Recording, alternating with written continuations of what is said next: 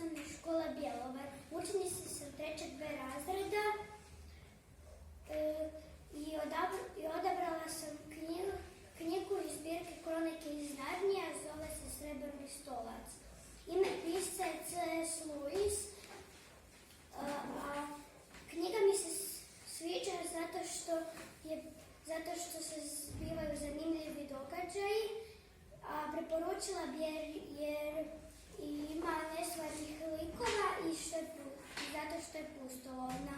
Sad ću vam pročitati ulomak. Mrlja svjetla nje ništa bljasavala dolje u mraku u kojemu su stajali. Ostali su mogli samo čuti, ne i vidjeti Čiline pokušaje da se popne na leđa baruštinskom migoljcu. To jest, čuli su njega kako govori. Ne moraš mi staviti prst u oko ani nogu u štab također. I to je već bolje.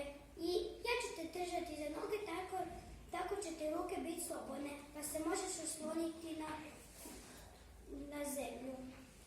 Pogledali su prema gore i ubrzo ugledali crni oblik Čiline glave naspram mrlje svjetla. I uzviknuli su svi zabrinuto.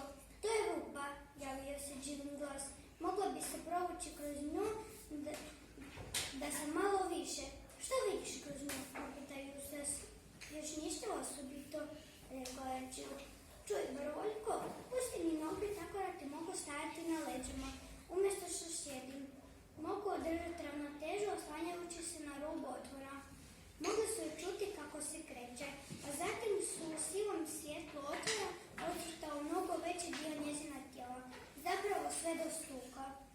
Slušajte, započeo Žil, no nenadano se prekinula krikom, ne baš glasnim krikom. Zvučalo je više kao da je netko nešto začepio usta. Poslije opet našao svoj glas i činilo se da viče najglasnije što može. No oni nisu uspjeli savrati riječi. Gdje su se stvari potom dogodile? U istom trenu. Mrlja svjetla nije ništa.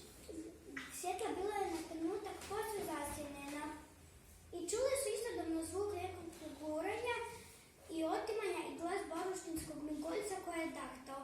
Brzo, u pomoć, držite u noge, netko vuče, tu ne ovdje, prekasno.